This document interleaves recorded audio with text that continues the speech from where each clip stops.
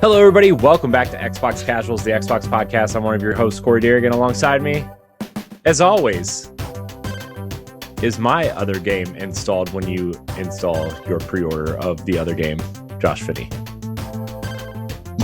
What a kooky thing to be happening. Well, that's so funny. It's actually hilarious. I mean, just the whole all the optics around Marathon are just like so absurd. Oh my gosh, dude, that game better be good because like everything that's happened up to this point, it has to be good. It's just like, oh my gosh, what are you doing at this point? Everything that's happened, it's shadow installing Destiny 2 now. You can purchase Marathon from within Destiny 2's Eververse. Oh, you can? Yes. Oh my gosh. In the expansions section for the game. I'm not even joking. I'm dead ass. It's so bad. Then there was a rumor from tell me where you've heard this before. Paul Tassi spreading rumors saying that Shadow and Order might be delayed because it's supposed to come out the same week as Marathon, and obviously we've seen absolutely nothing to hint at the existence of any more Destiny 2 content so far. Yeah, presumably Shadow and Order Day is when they would also probably talk about the next expansion in the summer.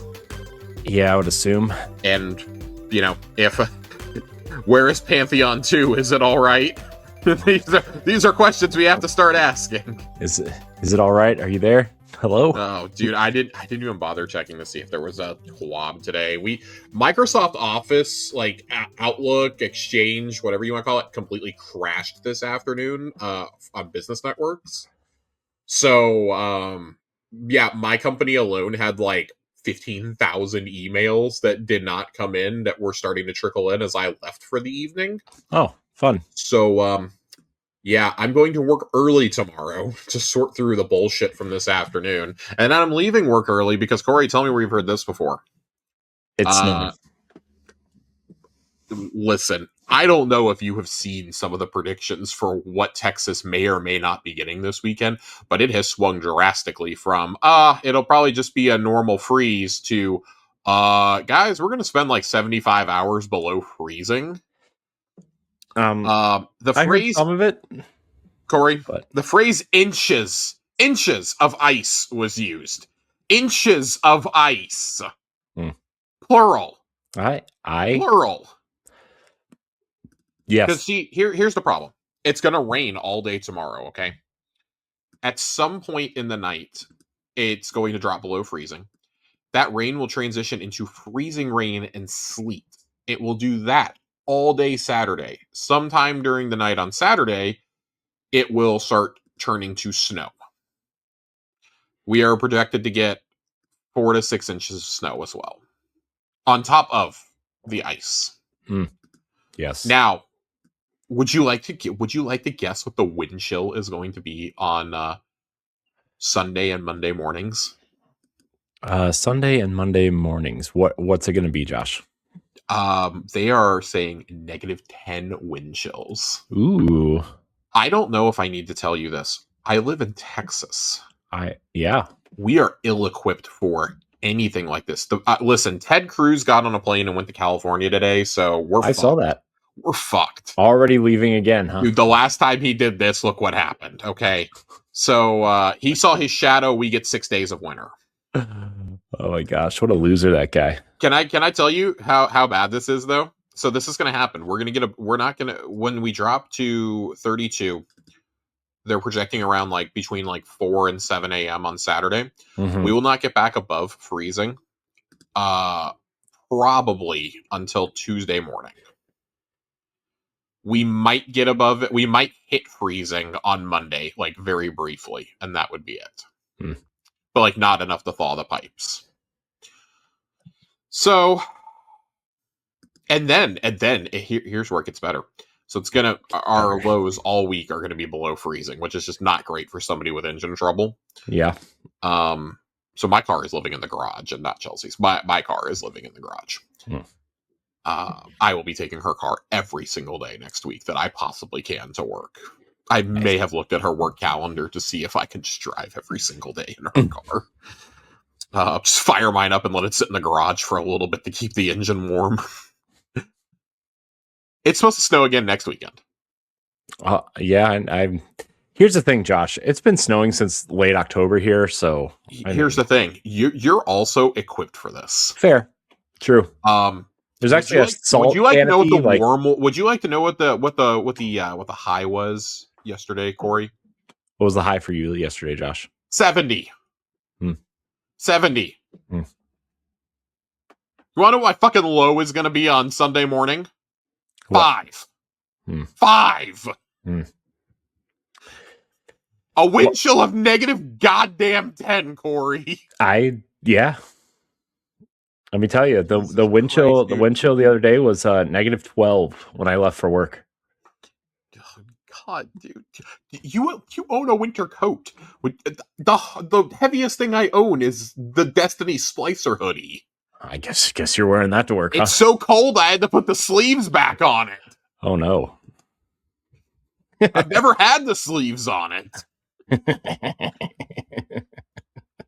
I'm not jazzed about the coming 6 days of weather over here. At all. If I was in a state that was better equipped to handle it, aka I was on the national power grid, I'd feel a little bit safer. No, I'm on the ERCOT special down here. So man, we're so fucked. Yeah. We're so fucked. I was just man, thankfully, dude, some of the projections have changed because we were supposed to get inches of ice and they were predicting 8 to 10 inches of snow in Dallas-Fort Worth. Yeah. And don't get me wrong, it would be bad, but we probably could sustain that. It's the fact that the entire state was going to get iced. Mm. That's when it gets bad. Dallas getting it, the Panhandle getting it, yeah, we can handle that. It's when it starts getting icy down south of Dallas that we start going, oh shit. We have the 5 snowplows in the entire state with us. But when they're talking about snow and some ice accumulations happening along the Gulf Coast, I think we might be a little fucked. Sounds exciting, Josh. Sounds awful. But you're still gonna clock in, right? That's basically what work said today. Yep. I'm kidding. I'm in all seriousness, my company is actually handling this really seriously. I'm going in tomorrow because it'll just be raining during the day. Mm-hmm. But at the first sign that it looks the weather's moving in sooner, my boss is going to send me home. Mm. And then the full company is working from home on Monday and now probably Tuesday as well. Mm. So I am quite all right with that. Yeah, I'm going to be working from home tomorrow, but I'm also going to the Cavs game tomorrow, so I am probably going to get a Mavs game canceled this weekend. We're supposed to play the Lakers at home on Saturday, and I don't think that's happening. I don't think the Lakers are making it to Dallas. Yeah. I feel like Luka might come just out of spite. Yeah. You could do that. I could see that. I could see it. It'll happen. I believe. All right. Well, talk about snow already. Man, I'm tired, and I'm really, really just hoping that my power stays on. I'm sorry, Josh. I'm sorry. Just listen, the last time that all this nonsense happened, I was spared the power outage. I discovered that my apartment complex, which I still live in, by the way, is on what's considered an essential power grid because of the close proximity to a major international airport and a major banking institution. So I might be, as well as one of the 3 local major news networks. So I may be largely spared the bullshit. Now, that doesn't stop if my neighbors are dumb and don't let their pipes strip and keep their heaters on. But I might be spared the majority of the bullshit. Well, that would be nice. I'm really, really hoping I am. That would be nice. It would be very nice. But you know what? We're here to talk about Xbox tonight. We are here to talk about Xbox tonight. We have a little bit of Xbox. There's things to talk about, Josh. There are actually things to talk about. Let's start off with that banger of a developer direct today. Yeah, man. I mean that it looks great.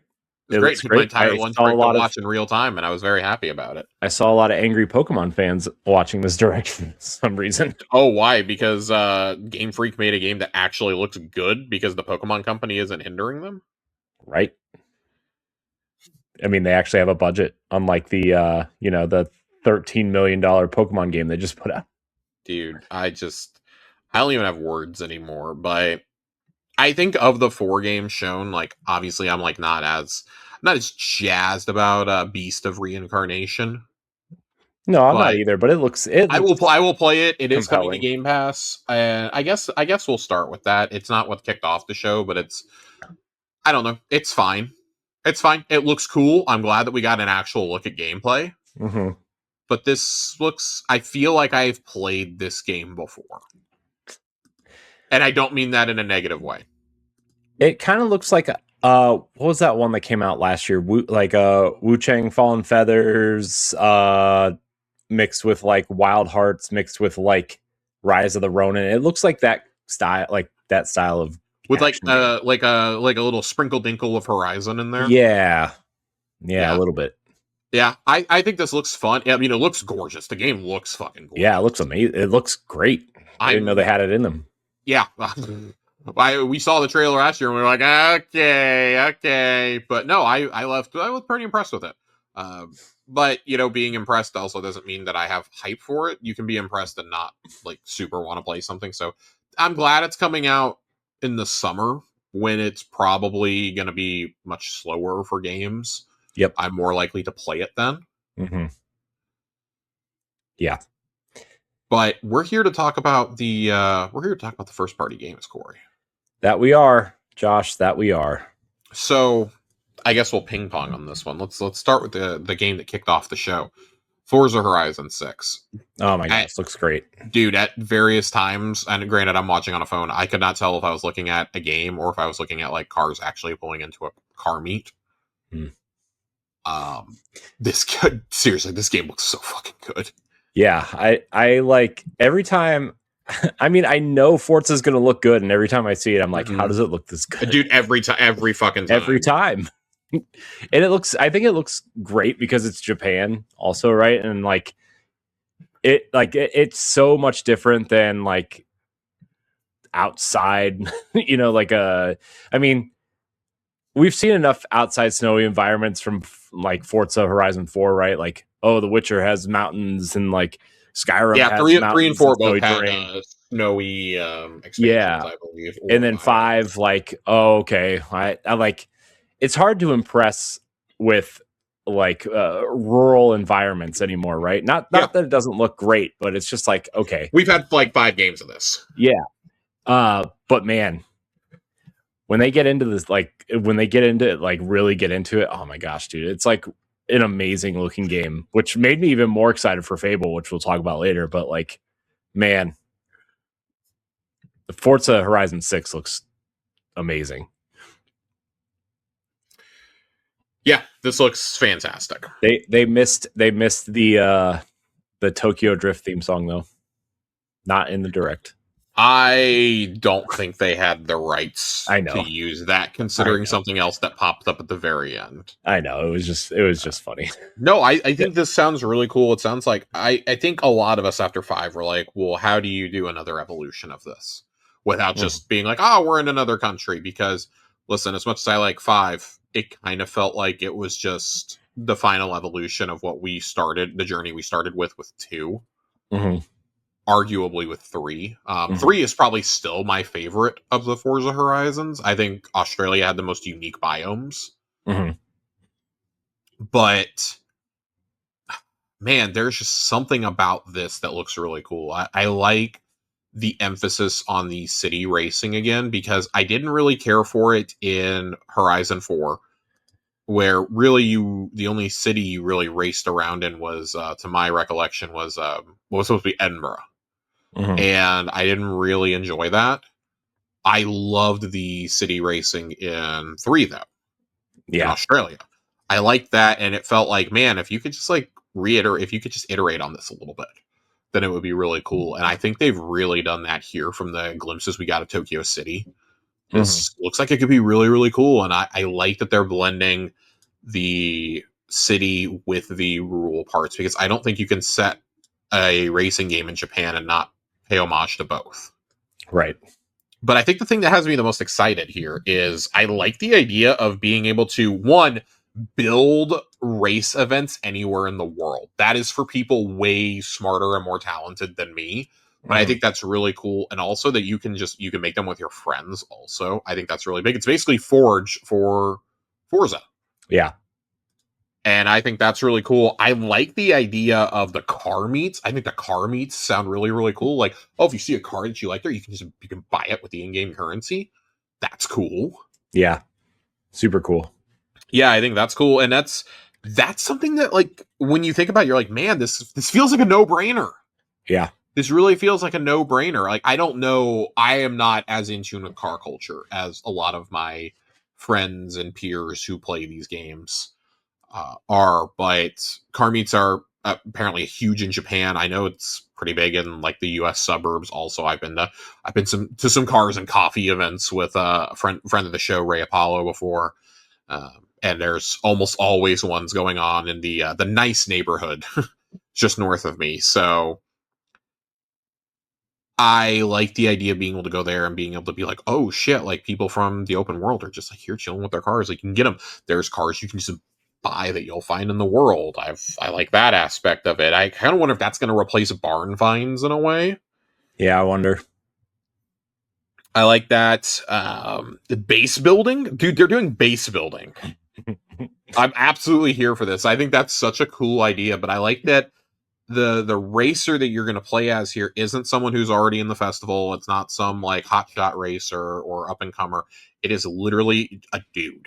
Yeah. It's a dude, and it feels like, from like the bit that we've seen, right? And they said they're going to share much more with us over the coming months, that you're just a dude who's going to work his way up. And I like that, because it kind of does give you that Tokyo Drift feel in a lot of ways. Yeah. Except you're not, a 40-year-old man playing a 17-year-old.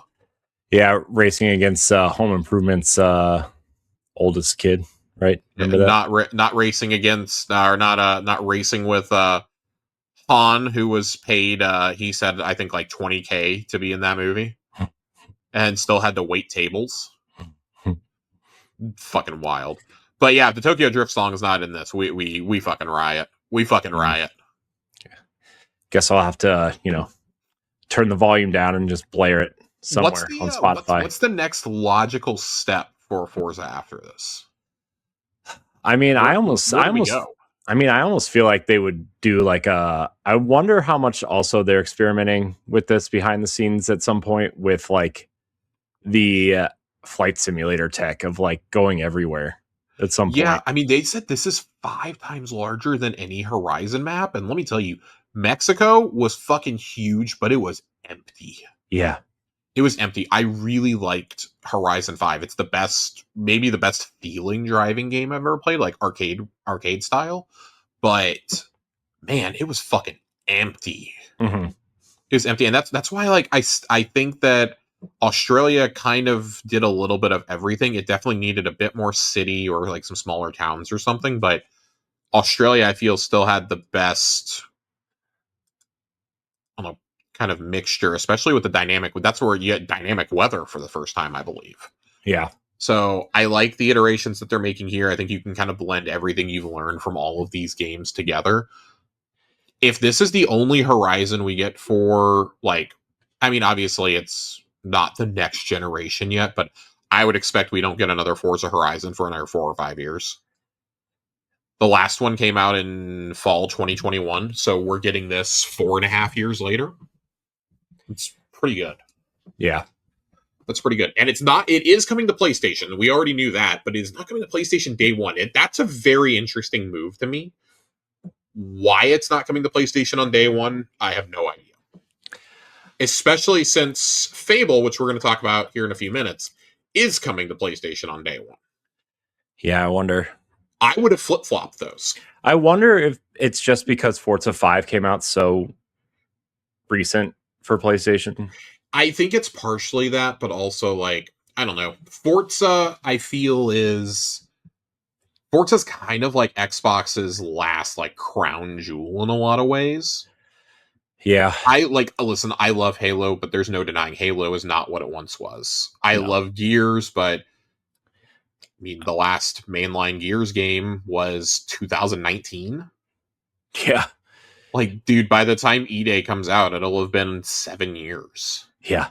That's insane. That's fucking insane to make a Gears of War game. I'm sorry. That's fucking insane. Don't forget Gears Tactics.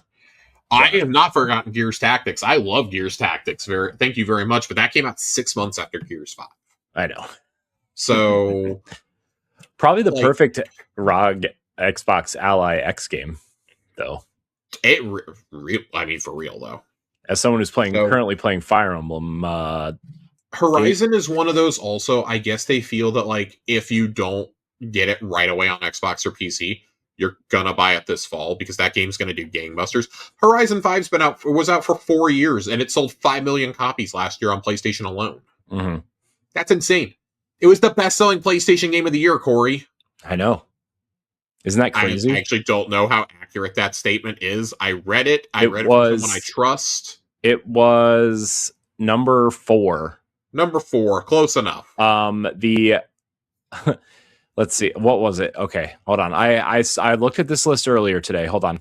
It was all right. So it was NBA 2K26 was the best selling game on PlayStation this year, followed by hold on. Yeah, followed by. I have the list. I have the list from Circana. Great. Yep. I have the list from Circana. This is from January 5th last year through January 3rd this year. Forza Horizon 5 finished at number 10 on this list to keep it short and dry. I think I was seeing the PSN numbers is what I'm thinking of. Mm-hmm. Because I remember, it's still bonkers on PSN, but Forza Horizon 5 is wild. This is the first year that I can remember that GTA 5 did not land on this list, by the way. Mm-hmm. But I mean, it's the usual suspects: 2K, Battlefield, Yote, Black Ops 7, Madden, College Football, MLB The Show, Black Ops 6, FC 26, Forza. Just insane to me. That's absolutely such a crazy list, dude. That is an absolutely bonkers list. So crazy. What else can you really say? Like they're promising what 350, 500 something cars at launch. I don't have the exact numbers in front of me. I'm trying to pull them up really fast. Fucking hell. All right, that's it. I needed to go to the Xbox Wire. I'm sure it's on here. I want to find the exact numbers before I leave us. Xbox Wire. By the way, man, that cover car is sick. Yeah. 550 cars at launch. It's too many. Including the newly revealed Forza Horizon 6 cover cars, the 2025 GR GT prototype, and the 2025 Toyota Land Cruiser. That's too many cars. Why are there so many? No, I think that's fantastic. I love that so much. There's so many cars. I didn't know there were that many cars that existed. Dude, I love it. But I love it. Forza is one of the only games that I'm like, yeah, I'm totally cool with buying like the ultra deluxe version of this game because I already know I'm going to buy both DLCs and I might as well get the car pass for free with it. I became a believer during Horizon 3 when I hit this wild price error at Target way back in the day. Bought a digital code of the ultimate edition of the game, the like $120 version, whatever it was, for $20. Jeez. The week that it came out, and I had just bought Horizon 2 used that same day, and I was like, well, I guess I'm buying 3 now. Jeez. So, and I mean, that kind of continued. 4 came straight to Game Pass, played that, eventually bought the upgrades later on the next year.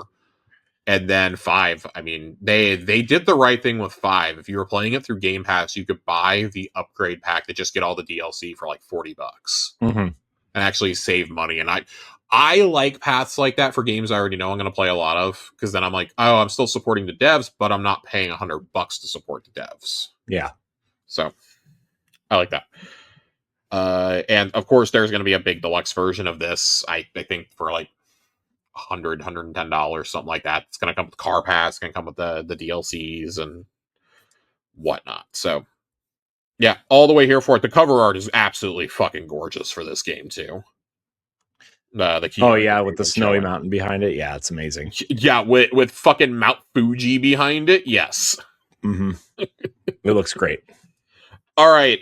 Where do we want to go next? Do we want to go DoubleFine or do we want to stay with Playground? Let's talk about DoubleFine real quick. I mean, all right. I think it's, you know, I'm sure we both have a lot to say about Fable, so I would, you know, just do that. Kiln, the long rumored game from DoubleFine. I first started hearing rumors about Kiln, not what type of game Kiln was, aside from like it was something multiplayer focused. I started hearing rumors about Kiln before last year's developer direct, and that's when, you know, people like Just Corden were publishing it and everything, and I'm pretty sure I got it from that or from Reset Era. And like all of us for like several events were like, ah, shit, are we gonna see Kiln finally? And then Keeper happens, and we're like, oh, I guess we're not seeing whatever Kiln was. Like, I guess somebody was wrong. Kiln exists, guys, and I love DoubleFine so much. DoubleFine is so quirky. They're a Devolver Digital that is backed by $1 billion corporation, $1 trillion corporation. And I'm really happy that they're not closed yet. Oh my god, dude! Listen. I don't think in your wildest dreams you could find somebody who's going to publish this game. Oh, no way. This is just one of the most batshit insane things I've ever seen. And Tim Schafer sells it. Tim Schafer, obviously, selling it, hamming it up.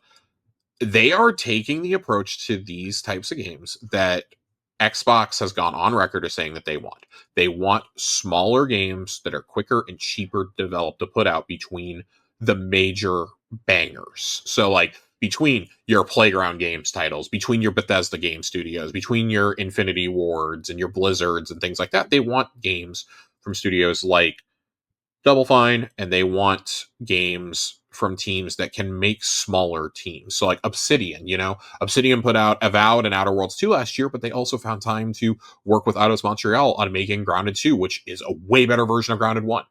Yep. They released Pentiment a couple years ago. They still found time to do an update to Pillars of Eternity last year to make it turn-based. Like, they are one of the workhorses. Double Fine launching another game just a few months after Keeper is awesome. Keeper, one of the most underrated and underappreciated games of last year, by the way. I still really need to finish it. It's a super short game. I need to finish it.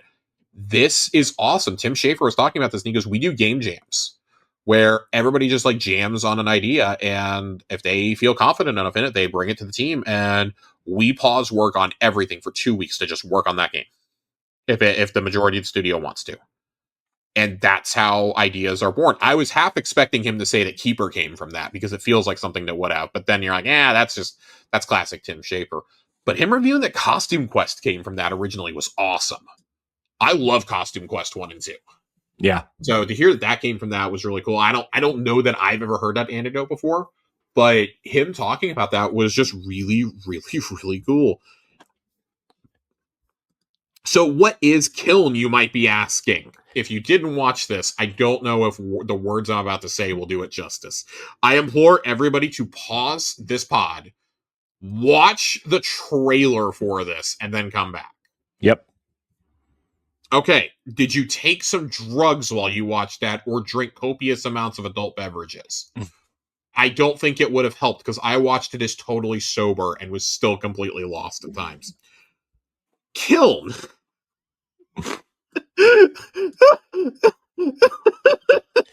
I have to read the exact Xbox Wire blurb for this before I try to explain it. Jeez.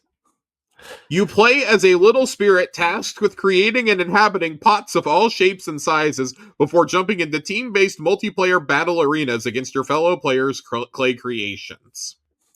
You play as pots that are possessed, and you craft pots using pottery skills to put out the other team's kiln, their furnace. Yep. This is the most fucking insane thing I've ever seen. Josh is losing it, guys. He's losing it. Again, I'm gonna read directly from Xbox Wire because I genuinely am at a loss on how to describe this game. But it looks stupid fun, especially if you have kids. The question is if this will have. I don't know if this will have local multiplayer. I actually have not looked into that quite yet. But that was one of the main things I was wondering coming out of this reveal. Creating your own pot isn't just a pleasant side activity. You're quite literally handcrafting your pot from scratch, with your choices directly influencing how your character plays in the game. The team worked incredibly hard to balance the feeling of doing it yourself with accessibility that allows you to jump right into the game, feeling as though you've made the right pot for the right job. In my time with an early build of the game, I found pottery creation aspect incredibly accessible. As intended, throwing a chunk of clay onto the wheel and seamlessly moving the molding portion of clay felt very natural. As I moved my analog stick up and down along the side of turning clay, it wasn't long before I started to get the hang of it. Short and round, tall and thin, or a little bit of both, the tools were there to make any pot I wanted. It's cool. It's a cool idea. But I mean, it's so cool when they're talking about this though. So you start with how much clay do you want to craft with, small, medium, or large? Do you want it to be a fast pot, more balanced, or huge and durable? So basically, that's do you want to what class do you want to play essentially? Each shape you create comes with their own special move, their own basic attack, and their own air attack. There's 24 total special attacks in the game, and they're all inspired by functionality of their shapes. So a little plate, which looks like a hockey puck, can have a trick shot that will ricochet off multiple enemies. For cup-shaped pots, you have an area of effect attack that shoots out popcorn. Or if you make a big cylinder, that can turn into a huge hammer that can slam down and obliterate enemies. We saw pies being thrown at enemy players and covering their screens. There were I think there was one called the pizza oven or something. There were some really funny things. Look, this looks like it's going to be a blast. I don't know how much staying power this game will have, but this is the kind of $15 game that I feel like you need in between your bangers. Yeah, I've advocated for this for so long that Game Pass has to put out games like this. But this is what Microsoft has been doing well for so long, is having these smaller games. They just haven't had the big games to surround the smaller games. Yeah. Well, and it's funny because this last year, it kind of flipped on its head, right? Mm-hmm. Because I think back to 2022, or 2020 and 2022 are the 2 years I think back to, because 2020, we've lamented this for so long. The only major game you really had was, you had Ori and the Will of the Wisps, and you had Gears Tactics. Yep. You had nothing else. But you had Tell Me Why. You had Battletoads. You had Grounded going into early access. You had Minecraft Dungeons. You had these smaller, $15 to $30 games that, Battletoads aside, were great experiences, I think, and were emblematic of what you want to be doing. 2022, very well documented. They had no major first-party games, but they did have As Dusk Falls. They had Pentiment. They had, there was one other small game that I really, really liked that came out that year, and I can't remember the name of it for the life of me. But they had 3 smaller titles that year. I've advocated for a while, we need to see things like that. We need to see things like Wolfenstein: The Old Blood. We need, a new Fallout Shelter, maybe. We need smaller games, because these are games that can go to other platforms also. This game coming to Steam, Xbox, PS5 on day one, that's fantastic. This is the ultimate game that I look at and I'm like, we need this put on the Switch. Mm-hmm. This needs to go to the Switch too. Yep. Even if you strike a deal with Nintendo to put it on Switch, with Switch Online or something. Mm-hmm. Yep. This needs to go over there. And I think is a dev kit issue at this point. We know they've been really limited in those, and Microsoft literally only was able to get what was it, Tony Hawk out, and that was it. Mm-hmm. But that they were able to develop that with Switch 1 kits. So it's so much. But that's one of those that I look and I'm like, damn, that would be perfect. Yep. That'd be perfect. Grounded 2, going to be another one of those. You want games on the go, and Microsoft is clearly trying to transition into a more hybrid-friendly environment with their adoption of the ROG Ally and whatnot, and the push to get their stuff Steam Deck certified. So this game looks just fucking wild. It's completely batshit. I have nothing else to say. It was I cool. don't know how else to describe this game other than it is absolutely bonkers. Yeah, I mean, it also looks like everybody's just having a wild time making it and like experimenting Yeah. and doing cool things with it, right? Like, And it should be noted, this is a smaller team within DoubleFine. This is not the main DoubleFine team. Neither this nor Keeper, to my understanding, are the main teams. mhm. How accurate that is, but this fits with what Tim Schafer said during the documentary about Psychonauts 2. They had teams working on multiple games back then. Yeah. They were all new IPs. So I would wager Tim Schafer himself is probably heading up another game. Yeah, because we know none of them are Psychonauts 3, right? Like that they've already kind of confirmed that, right? I don't know if they've outright come out and said it. They've said that everything they were working on, at least a couple years ago, was all new IPs. But it should be noted that I did just look it up. Tim Schafer did not direct Keeper. He did not direct Kiln. I think he is heading up their next big game. Yeah, what do we think it is? Brutal Legend 2. I don't know. I mean, if they're keeping with it not being any new IP, then I'm totally fine. Or if no existing IP, then I'm okay with that. Because he has for years gotten upset when people are like, "Oh, we want you to make Banjo-Kazooie." He has no interest in making Banjo-Kazooie. Yeah. But I would what I would honestly love to see is I would love to see a remake of Psychonauts 1 in the Psychonauts 2 engine.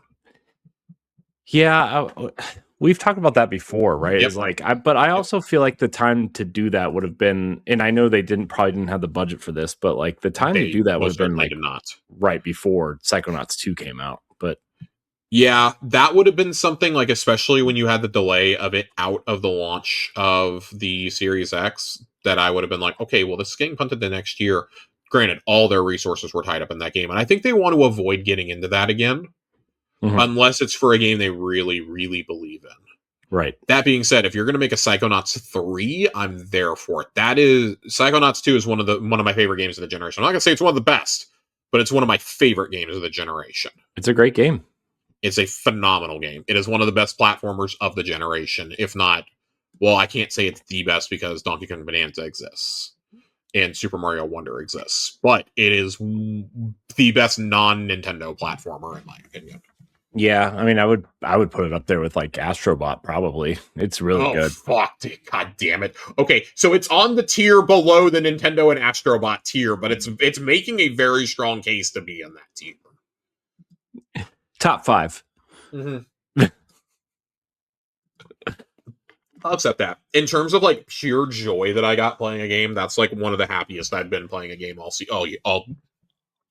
all generation. Jesus and I think Christ. I think the thing they did well too is like they gave you that recap of Psychonauts 1 also. Yep. That was such a nice Psychonauts 1 recap, but also of the VR games. Yeah.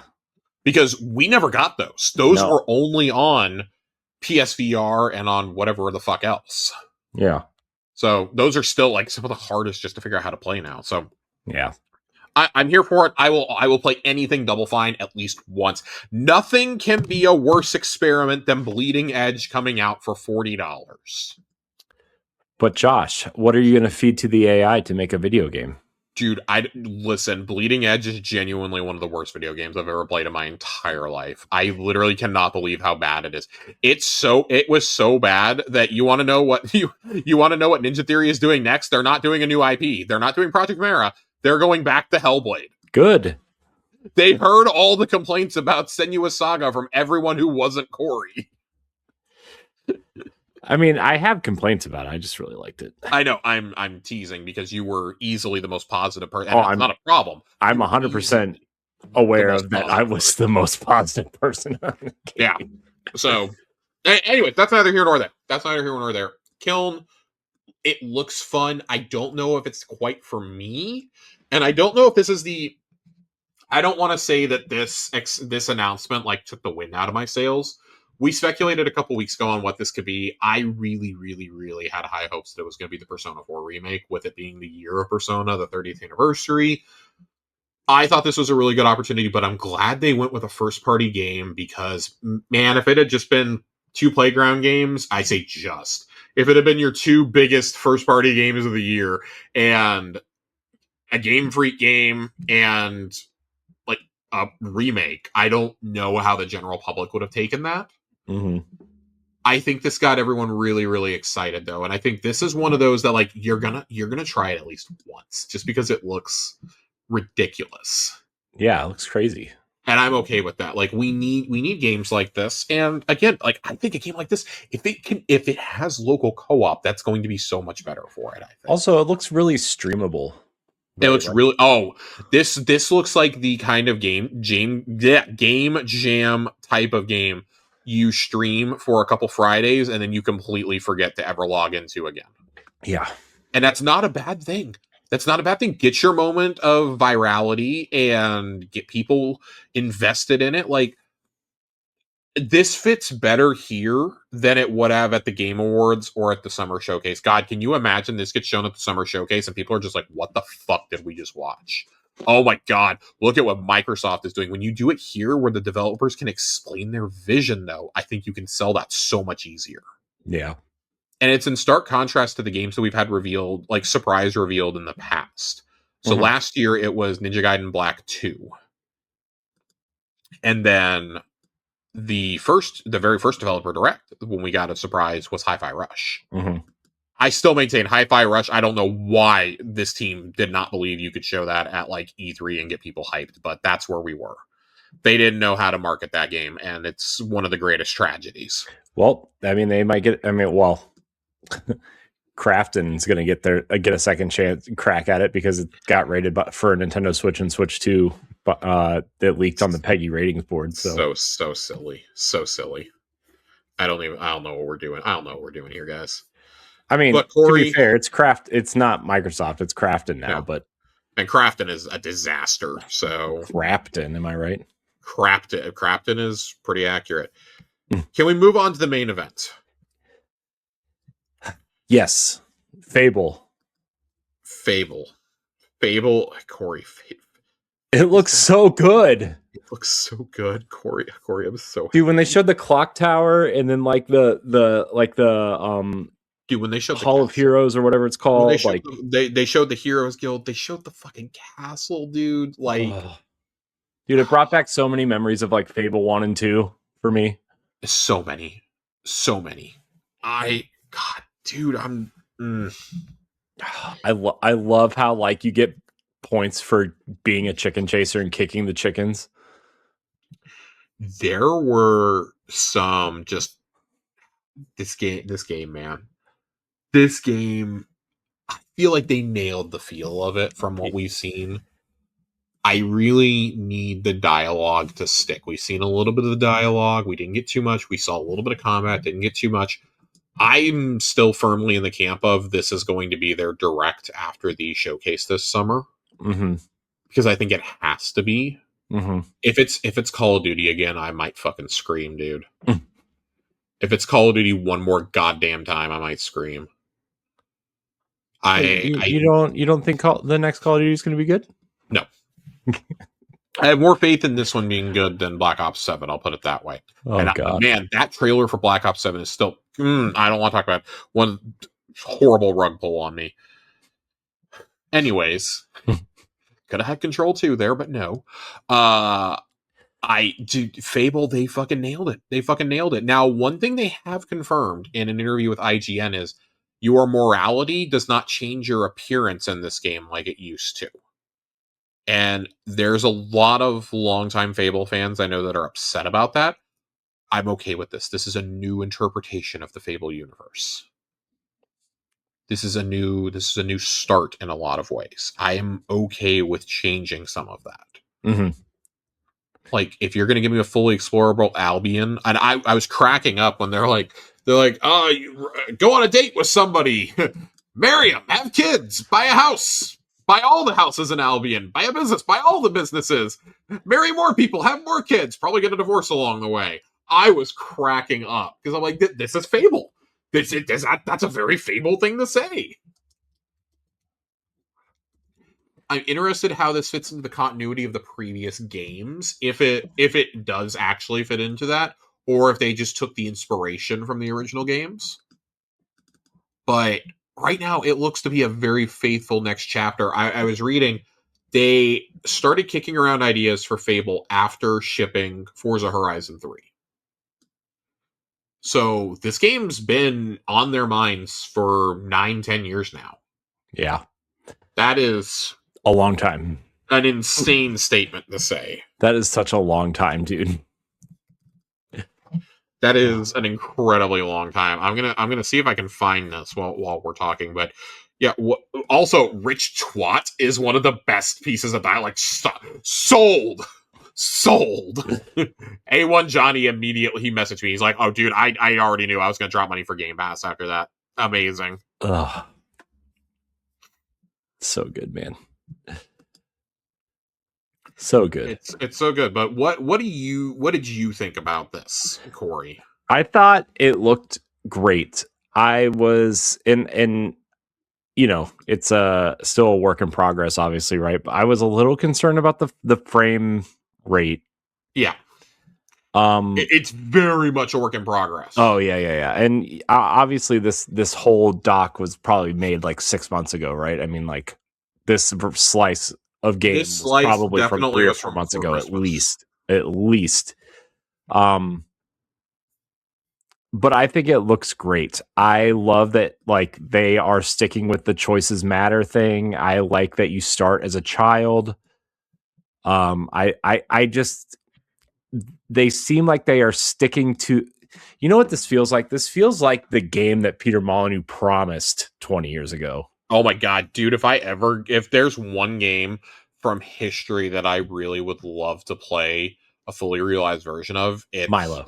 It's the original Molyneux pitch of Project Ego. Mm-hmm. God, dude, I just that has stuck with me for 25 years. This just really felt like what they wanted Fable to be all the way back then, right? It looks amazing. Like, they're really doing a lot with this game, and then on top of everything that we've already seen before, right? Like the character cutscenes, like the giant is the it's Richard Ayoade. Yeah, and you have the choice to kill him or spare him. I love it. Yeah, and it's so nice. It's going to affect housing values in the village. Like, what the fuck? No, it's so funny. I love it so much. I love it. I just really think that Playground's going to nail it. I really do. I just seeing all this, it like brought back a whole bunch of great memories. It's like, I don't know. I really feel good about Fable right now. I really do. I think this is going to be the best thing about Fable. I feel like this is going to be the best thing Xbox has put out in a long time. It is. There are very few games that I've seen Xbox promote,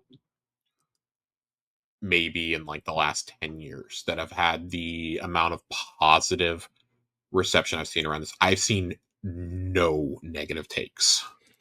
Yeah. On what was shown today. So I will offer, it's not negative, but it was a critique. And our friend Ray was saying this, and I want to read exactly what he said to me, because I don't want to misconstrue his words. He goes, "I figured out why I was excited but cautious. This looks like Witcher 3. Yeah, I did. And that combat is very Witcher 3.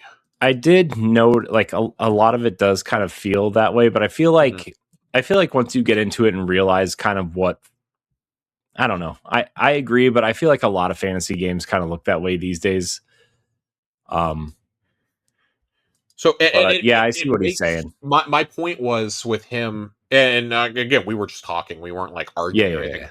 My thought process was, well, based on when they started conceptualizing the game, it makes sense that Witcher 3 was the influence. That's the most influential RPG of the last decade, you know, up to the 2010s, not of the actual last 10 years, because the actual last 10 years, you've had Baldur's Gate 3, you've had, you know, Persona 5, you've had games like that. So, but I wanted to read an excerpt from this, from the IGN interview that was done, with Ralph Fulton, the game director. How did this come to be? How did Fable come back? How did it get to be you guys? Did you pitch Phil? Did leadership come to you? Blah, blah, blah.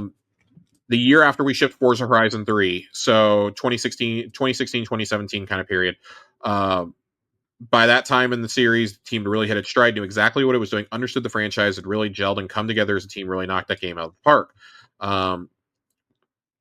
It was the hockey stick moment, just an inflection point for that series. Totally agree. Already heaped a lot of praise on it today. We were still an independent studio back then. We talked about what the future looked like, and the intent to build a second team kind of a desire we had to learn and grow as developers, almost to challenge ourselves to see if we could go and achieve the same thing we've done with Horizon in a different genre. We've been working with Xbox for really since our inception as a team. We had great relationships with them. The obvious first conversation for us with them was when we said, hey, look, we're looking to build a second team. We want to work in a new genre. We learned a lot about building open worlds technically in terms of streaming, in terms of game design, game flow, and all that good stuff. There's a lot of things about the Horizon games that are about cars, but there's a lot of principles we learned there which we felt was transferable. I don't remember who said the word Fable first, but as soon as I heard it, I was like, that has to be it. It's a series we adore here and still do. The conversation went from there pretty fast. I think everybody felt, on the Xbox side, felt really strongly if a studio were to start working on Fable to pick it up, it had to be a British studio. The fact we had this great working relationship, the fact we were making this game that was increasingly important and successful and had this ambition to scale and grow, it went pretty fast after that. So that's, God, dude, that's so fucking cool.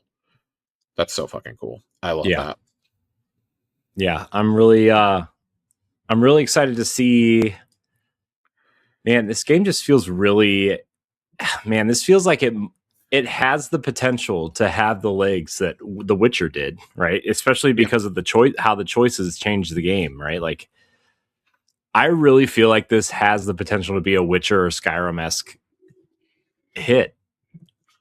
I hope so, but I don't want to get too carried away with my hopes and dreams on this one, because Fable is a series that is so near and dear to me. Mm-hmm. And I'm just so afraid of it being, I don't know, for lack of better terminology, I'm afraid of it being like fucking Starfield. Oh, God. Like, I'm so afraid of it not living up to the hype after all these years. Right? Like, we heard the rumors about Fable, at least I did, for the first time back in like 2019. Mm-hmm. And it was about the same time that we started hearing the Perfect Dark rumors also, and look how that one turned out, right? I'm just so happy that Fable is going to see the light of day. Mm-hmm. I would have been crushed if Fable got canceled again. Yeah. You know, like Legends got canceled for obvious reasons and probably for good reasons ultimately. Yeah. But this feels like it is every single bit. Like, he goes on further in this interview, Ralph does, and this is why I wanted to keep on this interview a little bit, that they had a treasure. He says, in his exact words, we landed on two tonal pillars. The first is fairy tale, and the second is Britishness. We inherited this from Lionhead. We had this treasure trove of documents which had been in storage that came originally from Lionhead.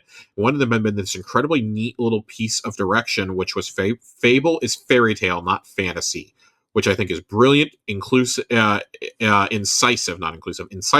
and speaks to really tonally what Fable is. Because if you think about a fairy tale, when you think about fantasy, they're the opposite ends of a spectrum, and everyone knows what fantasy is. It's grand, sweeping, and high stakes. And fairy tale's right at the other end of the spectrum. It's personal and it's intimate. It's about ordinary people and what happens when magic touches their lives.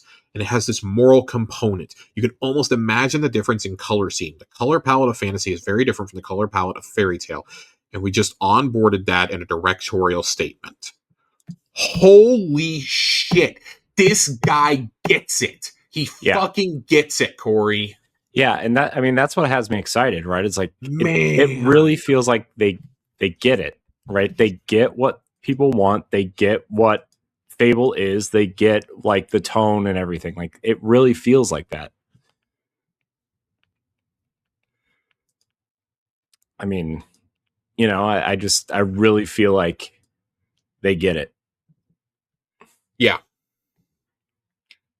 So I'm quite thrilled. I'm quite excited. I mean, I wouldn't have.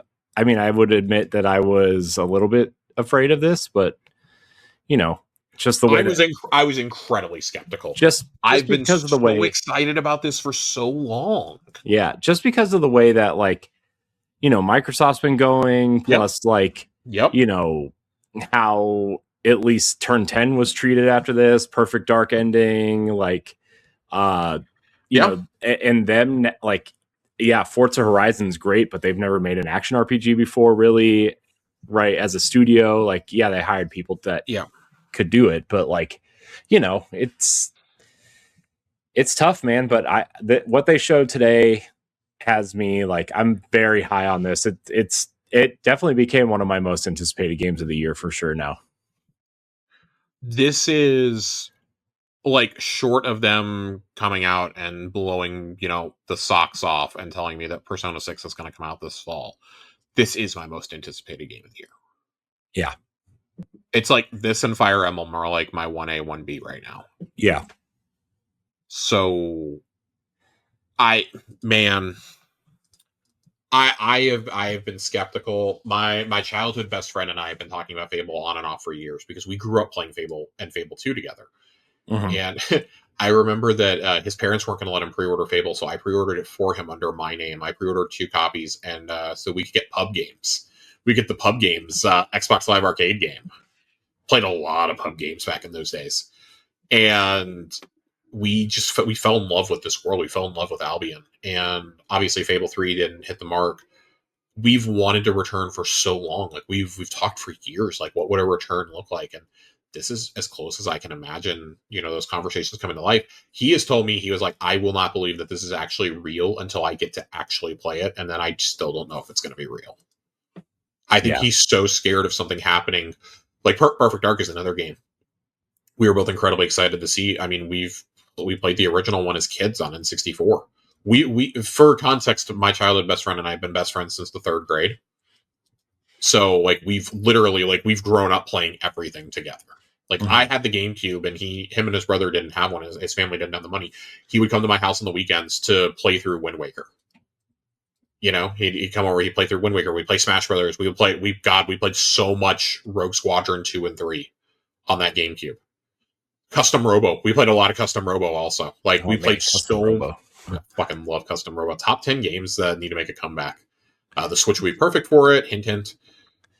We could see it on NSO at some point. No, listen, man. Anything can happen. There was a fucking Gundam foot at the end of my Forza trailer. I mean, yeah, so, that was... dude, I screamed. I fucking screamed in the break room at work, and people just stared. And I had to be like, it's a Gundam in a car game. It's a Gundam in a car game. How do you think that's going to work out? I don't care. I don't fucking care. You think you're going to race a Gundam? You think you're going to race while they're fighting in the background? Like, oh my god, dude! Listen, I'm going to cry if it's a Gundam themed expansion. I'm just going to fucking cry. I don't know. You think your cars are going to transform from Gundams too? Is it crazy to say that when you think about, like, the crown jewels of Xbox right now, like, okay, fine, you've got Blizzard. Sure, Blizzard is like an entity, though. I don't think of Blizzard as one studio, right? Right. Is it crazy to say that I think if you look just at the Xbox studios, you exclude, like, Activision and Bethesda from this, it's pretty clear that it's Obsidian, Playground, and probably the Coalition are, like, their crown studios right now. Oh, yeah. Because obviously Halo Studios is not what it used to be. And your other teams are smaller. Like, those are your 3, like, powerhouses, I would say. Like, and I say that despite the Coalition not really releasing a game this generation, but they are the UE experts. They're your tech experts on that entire side of the world. Mm-hmm. Just like Ninja Theory is for the, you know, European teams. Like, if you expand that, like, I don't know, I guess I would throw... I can't even throw Bethesda in there right now because Starfield was just underwhelming. Like, Machine Games and id would probably round it out for me for individual studios. Like, just in terms of anything they put out is you have to play it. Right. So, man, I'm so fucking happy. I'm so happy right now. I'm so glad that I got, like, an hour of Playground Games and not a single goddamn mention of State of Decay 3. Oh my gosh, yeah. I'm like, Dude, can I tell you how much I would have tuned out if that had been the secret game? And this is coming from someone who will play State of Decay 3 because I actually like the direction that the last teaser they showed us like seemed to be going. Yeah. I like that, but I would have just tuned out. I would have been ultra engaged if it was Minecraft Dungeons 2, though. I'm not gonna lie. I need Minecraft Dungeons 2. That would be such a huge hit.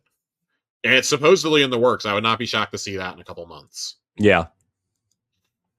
Well, I mean, I would definitely think that that'll be at the summer showcase at some point, or Minecon or whatever. Bless America. I sure hope so.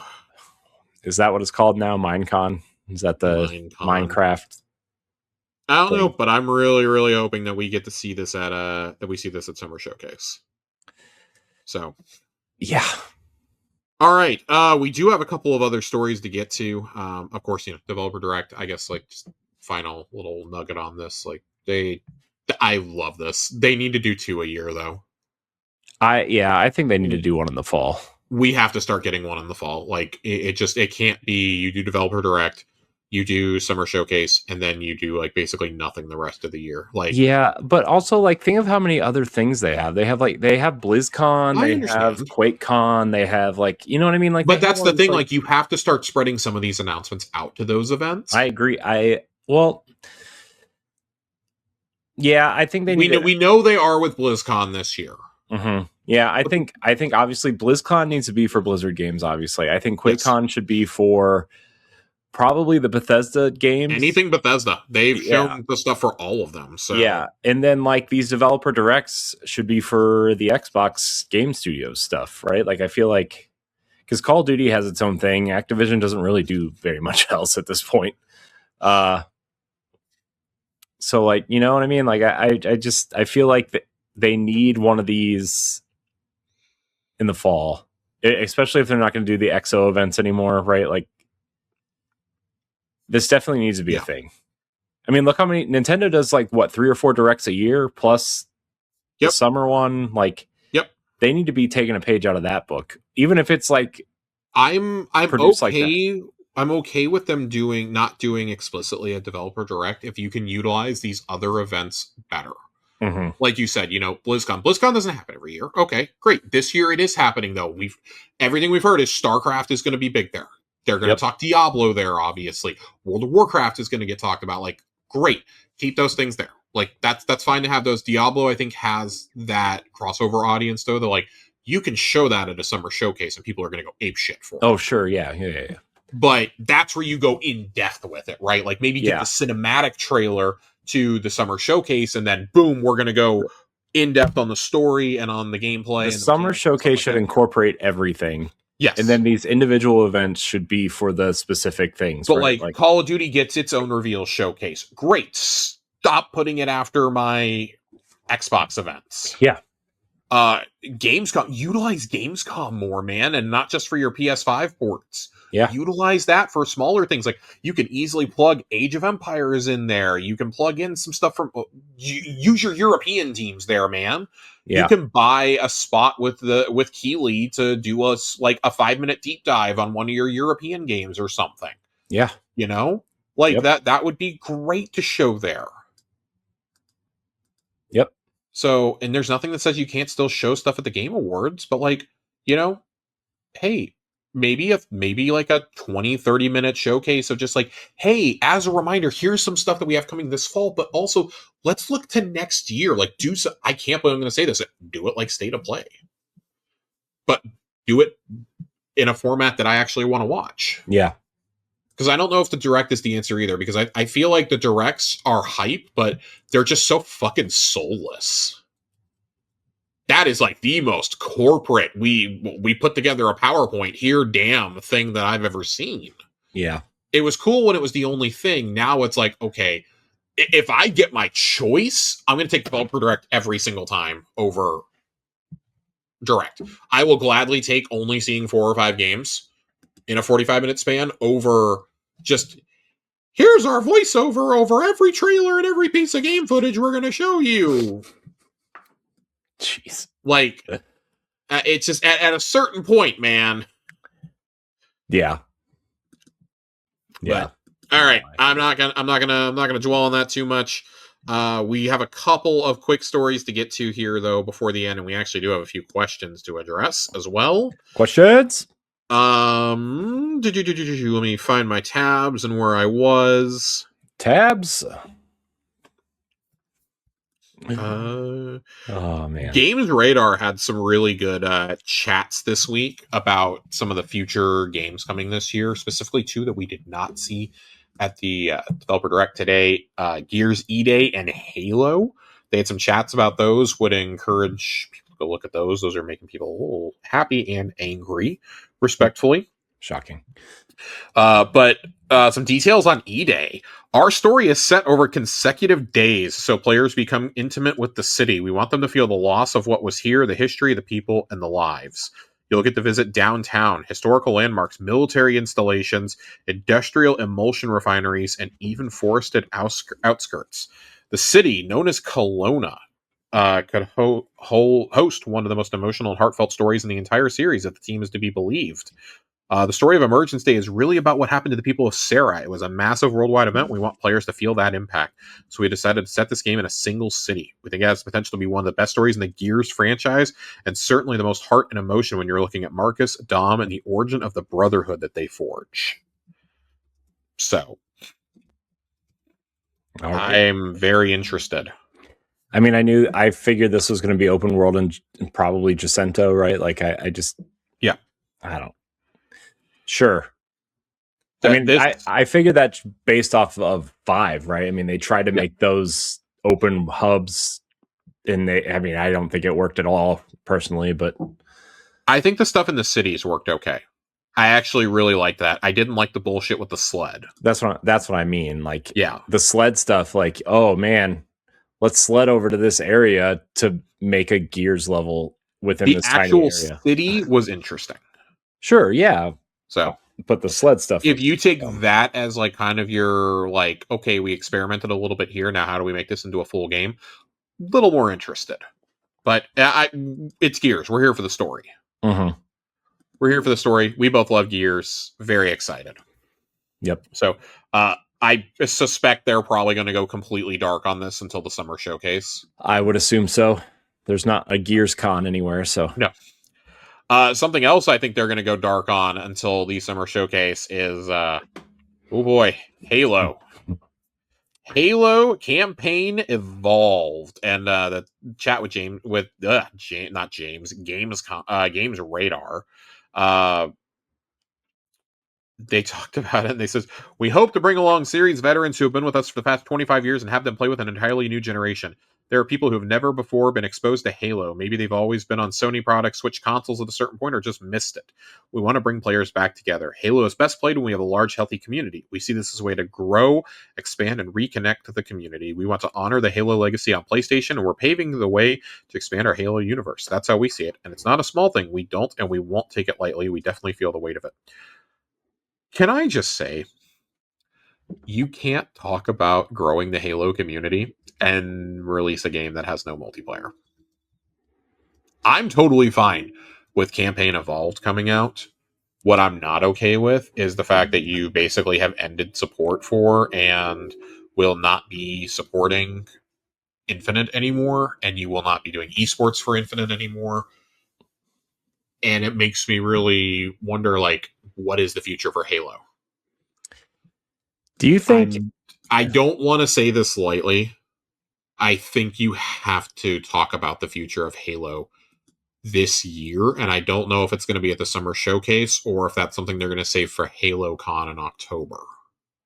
I mean, I don't think you can save it at this point. Like, I think like you have to at least drop a teaser.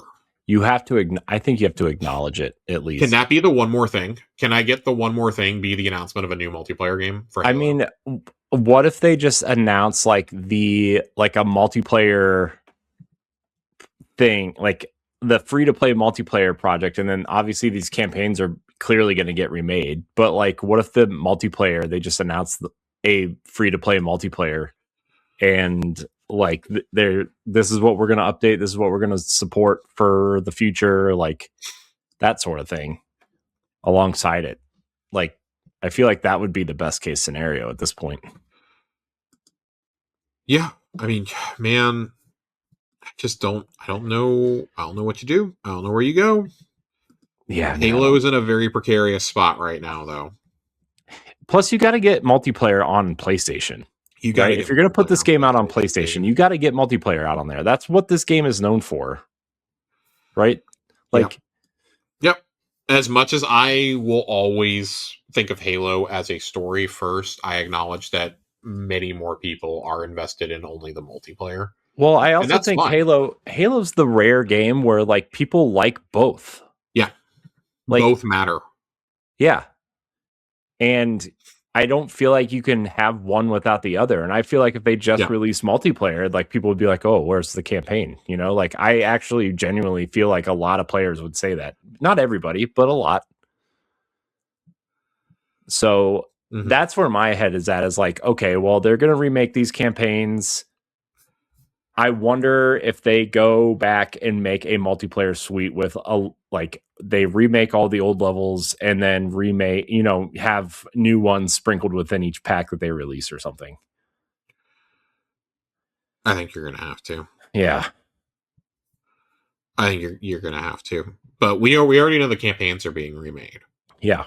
I mean, that's like the worst kept secret at this point. No, and I expect fully they will not announce it until after Campaign Evolved comes out. They'll be like, hey, look at this. You know? You think they'll put 2 and 3 together, or you think they'll just release them? God, I hope so. Oh, man. But man, if you don't get the iconic finish the fight, you don't get the iconic ending of 2. Man. The abrupt iconic ending. That was never intended to be there until like right before launch. Yeah. I do suspect that you're going to get both, but I think they'll be separate games. I just think they're going to come in a package deal. Yeah. My guess would be they want to see how the extra levels nonsense is going to go with Campaign Evolved first. And then decide what they're going to add, because I really don't think you need to add anything to those games. In my opinion, 2 and 3 are perfect games. So the only thing I would add is I could see them adding like a prologue level to Halo 3 to Chief like being on board the Dreadnought potentially. I know that's technically covered in a comic, but that comic's not very good. Yeah.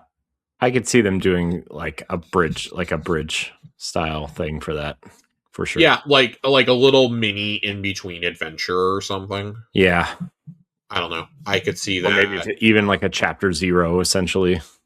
Chapter 0 would be really cool, but just be like, oh yeah, this is something that's like going to help bridge the continuity. But I'd also know they take the continuity really seriously with like the books and comics. So hey, maybe they do, maybe they don't. I'd love to see something like, dude, give me an Arbiter story of the Arbiter, getting off of Delta Halo and getting back to Earth, teaming up with the Marines. Yeah. And the level ends with you finding Chief crashed in the forest. Dude, fuck it. Give me that with the two the two named elites that you can play as if you do 4-player co-op in Halo 3. Give me some stuff with those guys. Right. Let somebody play as Sergeant Johnson as the 4th character. Oh, God. Dude, how much would people fight to play as Johnson? I mean, that'd be awesome. That'd be fucking cool. But I don't think that will happen. I don't think so either. But I can sit here and dream because it's my show. Yeah, it's true. All right. Unfortunately, we haven't had to talk about this in a little while, but we got to talk about layoffs. Ubisoft has canceled 6 projects, including the Prince of Persia Sands of Time remake. What? Corey, who saw that coming? You and I did a podcast back in the summer of 2020 where we talked about the Ubisoft Forward event.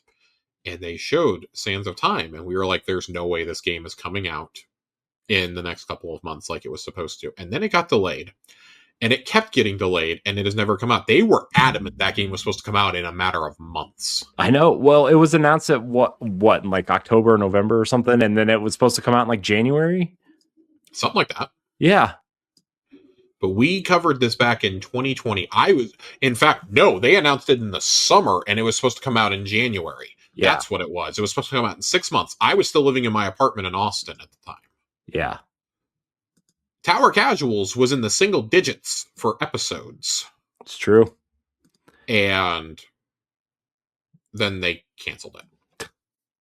They have also closed 2 studios and are confirming more layoffs in a major company restructure, which is absolutely insane.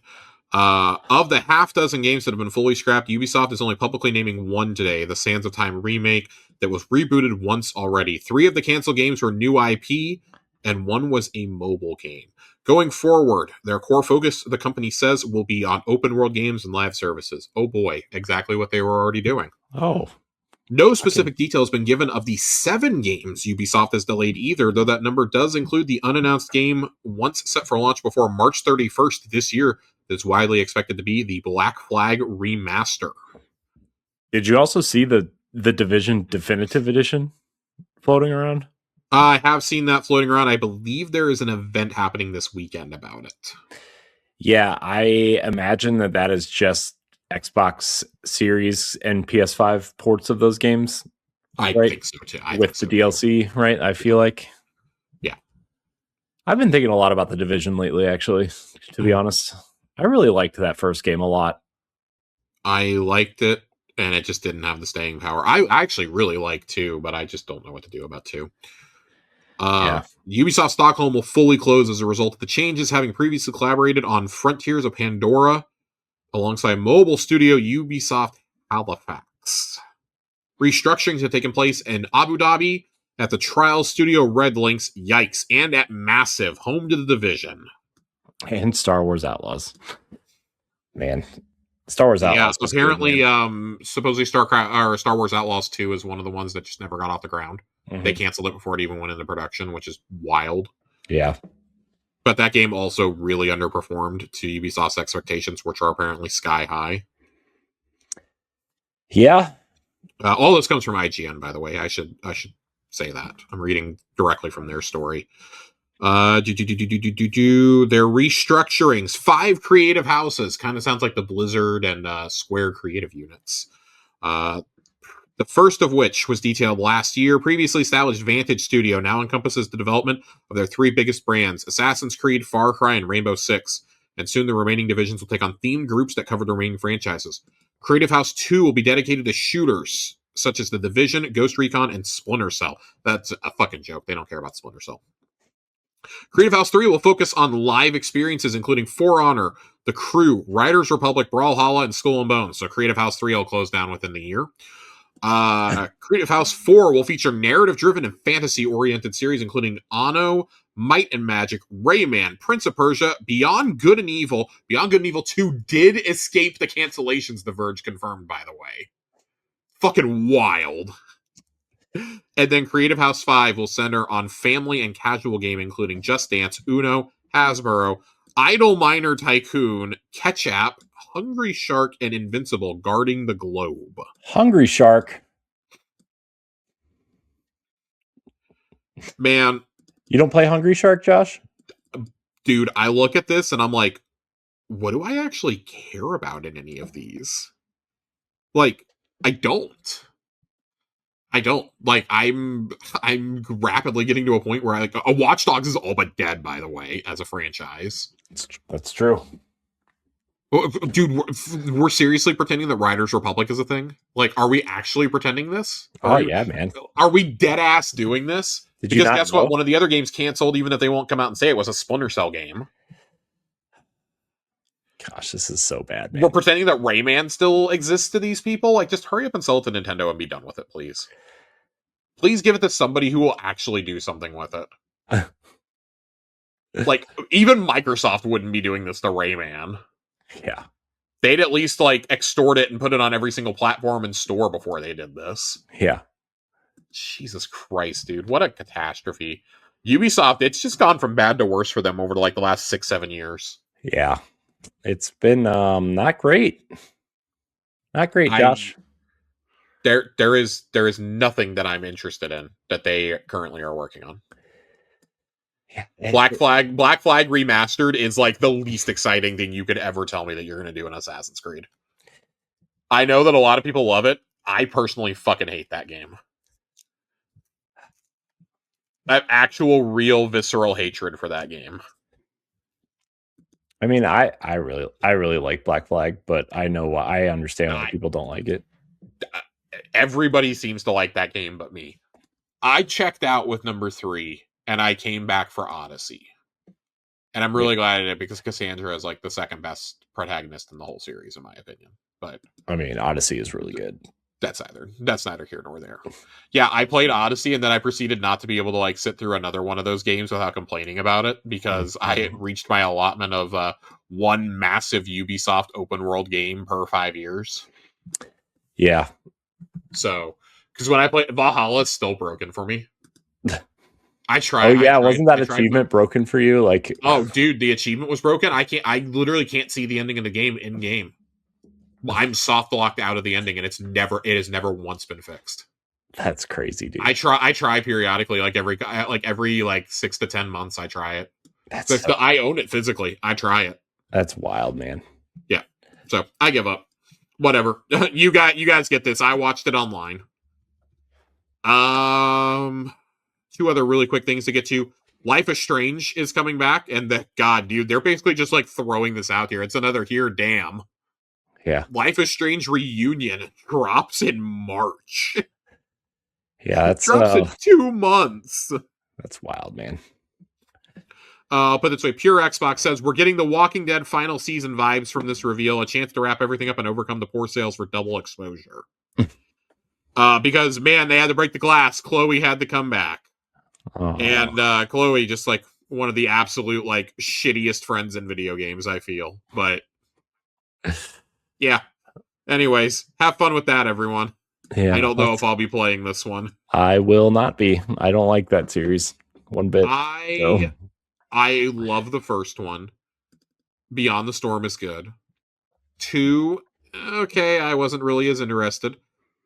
True Colors, great game. Really enjoyed True Colors. And then I did not get the Double Exposure, and from everybody I've talked to, it's probably a good thing I did not get to it.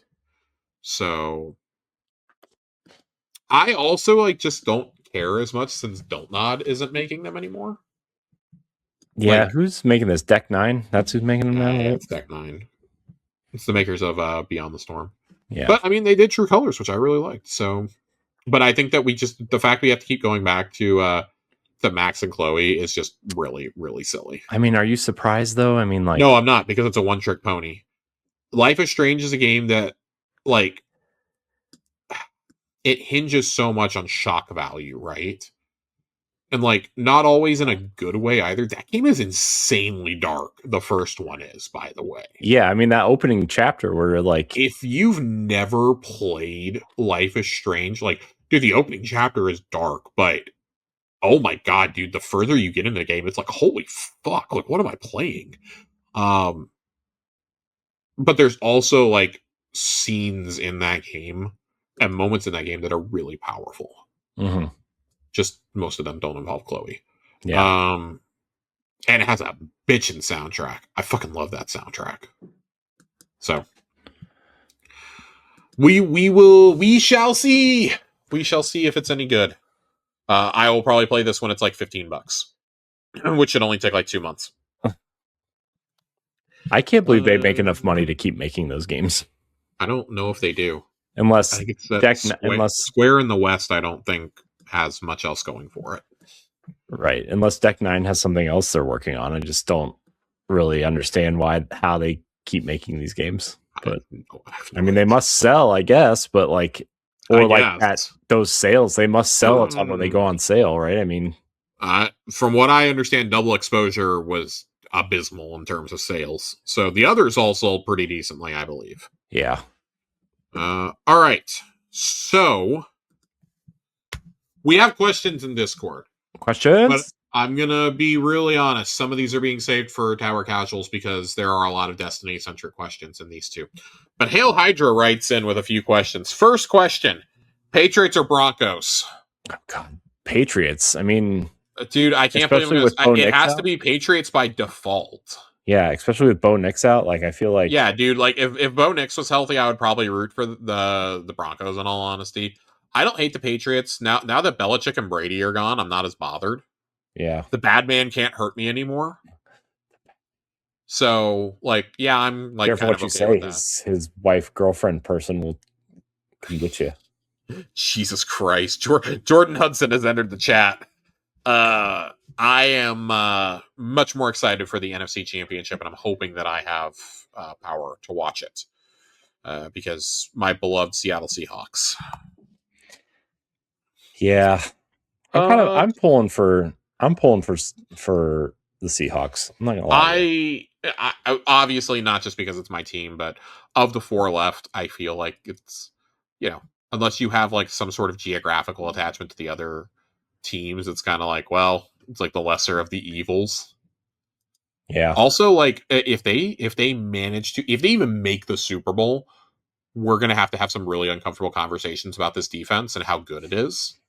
Because their numbers have only been matched by like three other defenses in history. Yeah. The 2000 Ravens, the 2013 Seahawks, who won the title, obviously, so 2000 Ravens, and the 85 Bears. Those are the three defenses that are historically on par with what they're doing this year. What the fuck? Yep. So really uncomfortable conversations are going to happen. I want to save your marathon questions for next week, Hydra, because I've got some marathon takes to give next week, and I need to not be in as emotional of a place as I am about those takes before I start spewing them on something that's going to live on the internet. Did you pre-order the special edition, by the way? No. Just curious. You want to know why? You want to know why? I think it actually looks kind of cool, but it's the fact that the Destiny special editions sit on there for like fucking 2 years afterwards, and I can still buy them. I'm waiting. I am not dropping another $190 on a Bungie Collector's Edition right now. That was my thought exactly. It was like that collector's edition looks really cool. It'll be there when I'm not swamped by 100 other games I'm trying to play and buy, and yep. I will buy the game. I will buy Marathon. I will give Marathon takes next week. I'm hoping that we have a date for the open test by next week. But I really want to talk about Marathon on Counter Casuals because there's not a whole lot of Destiny to talk about right now. So just check out, the Eververse and Destiny. I'm sure you can play it through there. I'm sure fucking God. Tess has a store page for you. I hate my life so much. We have a few gaming questions here. For a new guy to Fable, what can I expect story-wise? Man, just I don't know. I mean, you kind of make your own story. I mean, you make your way through the Heroes Guild, right? But like, man, I don't really know exactly what. I mean, your character gets older over time. That's cool. I don't know, Josh. What? It's been so long since I played that first game. Like, I will say, you can expect a lot of witty British humor. Mm-hmm. If you don't like British humor, you're gonna struggle with the writing in this game. Mm-hmm. But every Brit that I've seen reacting to this is like, oh yeah, this is fucking perfect. Like, Fable is a relic of old RPGs, of what old Western RPGs used to be, essentially. Yeah. Fable came out about Fable 1 2003. 2004. 4? Okay. 2004. It came out about a year and a half before Oblivion did. It came out in the in-between period between Morrowind and Oblivion. And Oblivion, when it came out, you gotta understand, Oblivion like changed everything forever. Mm-hmm. It changed everything forever. To the point that as much as I love Fable 2 and Oblivion are two totally different games, but they got compared a lot. Yeah. And that's why I think it was really important that we read that excerpt from the game director earlier. Mm-hmm. Yeah. Where he talks about the difference between fantasy and fairy tale. And this is definitely more in that. It's a little bit, it's a bit cruder in its humor and things like that. Like, your choices actually, when they say your choices matter, like in a Fable game, your choices do actually matter. Yeah. They do matter. And this, I've seen this sentiment from so many people. This looks like the Fable we were promised all those years ago. Yeah. 25 years ago. This is the Fable that I was promised coming out of E3 2001. Mm-hmm. This pretty much is Project Ego. You're starting out as a child and you're growing up. Yeah. And that's the thing. Like, you're shaping your character's destiny. You're shaping their fable. Yeah. Like, to, put it simply, I would encourage you to try. I wouldn't even say look for gameplay videos of the first two because it's going to be so different. But I would say Fable 2 is still worth playing, though. Like, I mean, I think Fable 2 is absolutely still worth playing. Do what? From a historical context, I would say Fable 2. Fable 2, one of the all-time great 360 titles. Yeah, and if you're a PC person, I think the Lost Chapters is available on PC, which is... I think Fable 2 is as well. Is it? Okay. Yeah, either one of those. Like, I would say from a historical context, I think Fable 2, definitely the best of the original trilogy by far. Yeah. I don't think you need the context of the first game, really, to play Fable 2. Nope. But, yeah, Fable... and it's not a long game either. It's only maybe 20 hours, I think. 30 if you do everything, right? Yep. Like, it's not long. So, oh man, what a perfect trilogy for the ROG Xbox Ally X or a Steam Deck or a Switch 2 or something, man. That I still don't understand why some of these things haven't made their way to PC and collections or anything, especially. It's a very good game, though. It's a very good game. Yeah. We have one other question here, and I'm glad because I want to address this because I think the mindset here, and this is not Hydra's mindset, obviously, but their friend's mindset, because it's something I see too common online. So I want to read this paragraph in its entirety. I had a friend that posted the new Nintendo CEO. He said people were bagging on her for being a DEI hire, but as someone who has pointed DEI hires before, I don't see it. She looks professional and qualified. Is it really that bad? I know we don't like to be political on here, and I don't care to be political, but I come down all over the place with so many issues left, right, and center. I just hope she can influence Nintendo to put things on sale once in a while. So, first of all, Corey, I'm going to let you say your piece. Yeah, so she's actually been with Nintendo for 20 years. Yes. She took over Doug Bowser's position when Doug Bowser took over for Reggie to be the president. So she's kind of been in line for this position for quite some time. I think she's smart. I think if you go back and kind of look at her presence within the company, we've been talking a lot about this on Nintendo Power Block, actually, of how is she going to influence or change the company? I don't know if she's going to influence or change the company all that much, but I feel like she brings a fresh kind of perspective on certain things. I feel like I think you're going to see a little bit more of a more personality driven Nintendo, like when Reggie was here, actually, on the Western side, at least. Maybe not, obviously not as personality driven, but I think you're going to see a little bit more of a, that sort of direction for Nintendo. Nintendo's been a little bit more serious over the last 7 or 8 years at this point, and I think people are kind of starting to get tired of it. But I think she's smart. I think she knows what she's doing. She's a company person, so she's been around for a while. And I think she's a good hire. I don't know if it was DEI related or not. I doubt it, but she's obviously qualified, right? She's been behind Doug Bowser the entire way, essentially, and now she's the president. So we'll see, but I think she's well qualified in terms of her resume. I'm glad Corey knocked all that out because I've got something else to say on this. Oh boy. I'm so fucking tired of hearing the words DEI hire. That became a linchpin for the internet to just have a way of saying, without saying it, we don't like people of color, we don't like women, we don't like people of different sexualities or different lifestyles being hired for positions that traditionally throughout history straight white men have done. And I'm so fucking tired of hearing it. I really am. I really am. Because the only time that certain people are not screaming that somebody is a DEI hire is when that person shares their exact politics, their exact feelings, their exact viewpoints on the world. It is not, I want to be really clear, it is not political for us to talk DEI hires. That is not a political conversation. That is a human conversation. Because it is a mindset that I'm fucking tired of seeing in the gaming space and the gaming sphere. Mm-hmm. I'm tired of seeing it in tech. I'm tired of seeing it online. I'm so tired of people who have no idea what DEI even means, trying to use it as a negative connotation. DEI is something that we should celebrate. We should celebrate when marginalized communities get a seat at the table and get a voice when they traditionally have not.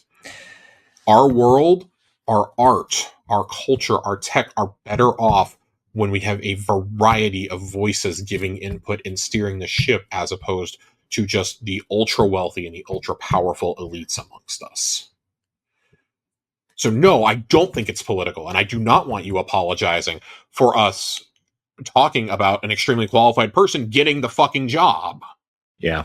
You don't DEI hire your way into becoming the CEO of Nintendo. That's not how this works, by the way. Yeah, she was next in line. She's well qualified, yes. And she's been with the company for 20, 25 years. Yeah. What the fuck are we even doing here?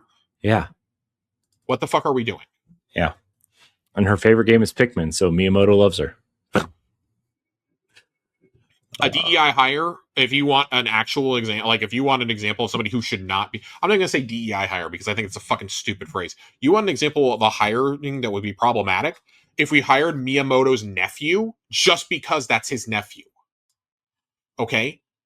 If we hired Doug Bowser's son to come in and do that job just because he's related to Doug Bowser and came from working in like shoe sales or something. Okay? Like, you want to look at examples of people who don't deserve the jobs they have. Like, look at the Dallas Cowboys, for example, okay? Like, Stephen Jones is running a lot of the show over there because his daddy owns the team, okay? Like, go do literally anything else with your life, okay? Jeannie Buss stumbled ass backwards into running the Lakers and shoved her family out of it, and only, to, have all these pieces come out about how horrible of a person she is, right? Uh-huh. Those are problematic hires. An extremely qualified person being hired is not. Yeah. Okay? I want to be really, really clear on that. Yeah.